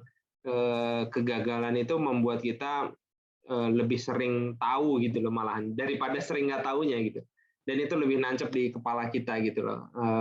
Makanya kalau teman-teman lihat biasanya kalau sudah berhasil itu biasanya malah lebih sering gagal, tapi sebenarnya sebelumnya itu kita sering gagal tuh, gitu sih. Dulu sebelum Bukalapak saya sering banget gagal, tapi di Bukalapak sering gagal, tapi kegagalannya tuh berkurang gitu secara statistik gitu. Nah ini yang mungkin menurut saya entrepreneurship ini harus kalau bisa menjadi karir teman-teman semua dimanapun. Yang penting berani untuk mencoba, berani untuk berinovasi. Insya Allah dari situ belajar dan bisa mengembangkan banyak hal nanti ke depan inovasi. As I said di awal tadi ya, bangsa kita itu butuh mengembangkan ekonomi yang istilahnya ekonomi inovasi ya, berdasarkan knowledge ya, tidak lagi berdasarkan sumber daya alam gitu. Kan beda kan hasilnya, sumber daya alam ya marginnya tipis, tapi kalau kalian bisa bikin iPhone ya, iPhone tuh harganya berapa sih? Harganya kalau nggak salah 20 juta ya sekarang ya iPhone ya. Tapi kalau materialnya iPhone itu yang mungkin ada nikel di situ, ada besi, itu mungkin nggak lebih dari 100.000 tuh materialnya aja ya. Gitu loh. Nah itu untuk membayangkan bagaimana kita mesti kreatif untuk menciptakan value added gitu. Nah teman-teman semua juga sama, harus berani ngambil keputusan, harus sangat kreatif, harus berbeda. Tadi juga ada poin yang menjadi berbeda ya. Saya yakin Indonesia bisa melahirkan banyak sekali bisnis-bisnis yang lebih inovatif dan jadinya negara kita jadi lebih maju. Saya rasa itu. Terima kasih teman-teman. Saya feel honored hari ini malah bisa dapat banyak insight. Besok ada pertemuan lagi ya kalau nggak salah ya. Yes, ada lagi. Besok ada lagi di topik pembahasan yang lain. Mudah-mudahan juga nggak kalah seru. Terima kasih teman-teman semua. Sukses selalu. Terima kasih Bang Zaki sesinya. Teman-teman mohon isi form evaluasi speaker Bang Zaki ada di kolom chat. Silakan diisi. Tolong isinya sebelum kita live dari Zoom ini ya, agar memudahkan jadi kalian nggak nambah tugas. Karena jam 2 lain nanti kita ada sesi Team and Culture dari Endeavor Indonesia, Bang, dengan Ibu Cecilia Hadinoto. Nggak kalah keren nih. Ya. Kita akan belajar tentang Team and Culture. Jangan lupa cek LMS-nya, materinya bisa dipelajari di sana. Oke. Kita alhamdulillah siang ini on time. Silahkan isi sesi evaluasi sebelum meninggalkan Zoom. Terima kasih Bang Zaki, terima kasih teman-teman peserta, rekannya.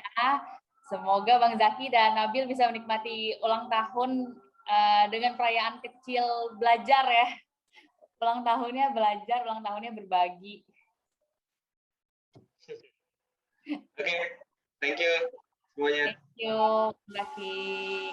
Ya, kita tutup sesi ini. Jangan lupa diisi ya form evaluasinya. Ini penting untuk evaluasi kita, para penyelenggara, agar bisa terus improve.